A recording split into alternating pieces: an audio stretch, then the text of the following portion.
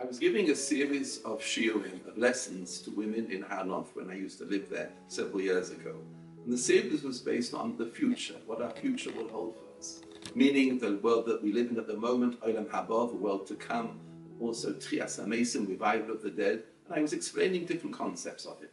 This particular shiur was scheduled to give, I gave on Trias HaMesim, on the revival of the dead. And I walked down to the shiur. As I came to the shul, where the shiur was taking place, a woman came out to greet me. And her name actually was Mrs. Wachtel, a very dear woman. She came in front of me and said, "Rabbi, you must be very careful what you say."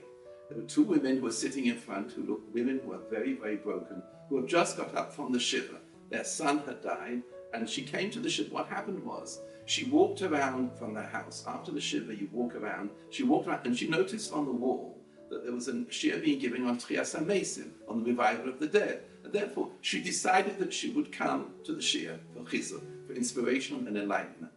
I said, what can I do? I prepared my shiur. I have to give my shiur. I can't really change things now. I started off in the shiur, and I was explaining to the ladies that in order for a person to receive Trias HaMesim, revival of the dead, you need to have a connection to Torah. In other words, Olam Haba, the world to come, is dependent very much on the mitzvahs that we do, the commandments that we keep. You keep Shabbos, you don't eat on Yom Kippur, you don't eat Chometz on Pesach. That's all for Olam Haba.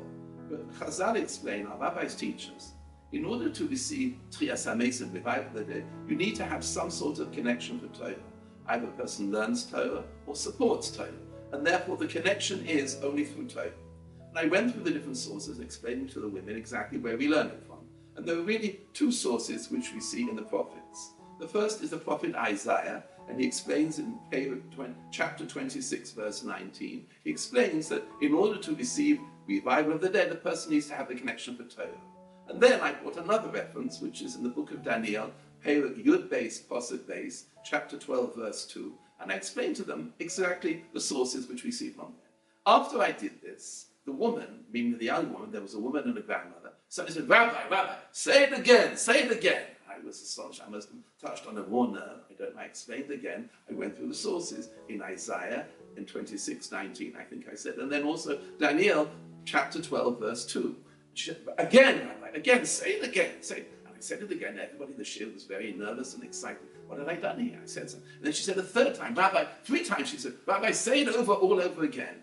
I said it again. I said, what do you mean by this? And she explained as follows. She said, Rabbi, we have just got up from the shiva from my son. This is my mother here, and we live in Mexico. My son was sick over a year ago, living in Mexico, and we brought him home. He was and then he recovered from his illness, and we were overjoyed. They decided, the doctors, that he could come back and live in Yerushalayim and study in yeshiva there. He came back, and a week ago, he was sitting in the Beis HaMedrash, and he collapsed and died in the middle of the learning in the Beis HaMedrash, and we were broken. Imagine, my mother here was absolutely shattered, and we came for the shiva to spend the shiva here, and my son was buried here in Jerusalem. Let me explain to you what happened. At the end of the year, when my son recovered, my mother here had a dream, and the dream was, do not worry about your grandson. He will be well from 12 until 2. And we had no idea what the dream meant. We went to great rabbis, we went to Rosh Yeshivas, we went to Admorim. No one could explain to us, what does it mean from 12 until 2? And now, Rabbi, you've just explained to us. He said, what do you mean? She said as follows. You just said that the source of the revival of the dead is the book of Daniel, chapter 12, verse 2. And that means to say as follows. You were really telling us that my son will have revival of the dead. He will have Trias HaMesim. And that's exactly what we want to do. That is the greatest possible comfort we can hear. I said, goodness me, I didn't realize. She said, but you said that, Rabbi. Chapter 12, verse 2. I thought to myself, what an incredible divine supervision that was. What an incredible event that was. These ladies had come in order to get some inspiration and some comfort. And I happened to say, chapter 12, verse 2 in Daniel, where you see the source of revival from the dead. And they went then back to Mexico. I never saw them again, but the women were astonished. What an incredible situation that was. They came in order to get comfort and a certain inspiration, and they certainly had it and a comfort. And they went back to Mexico, I hope, a little relieved. If the son had died, at least he would have Trias HaMesim, Be'ezrat Hashem.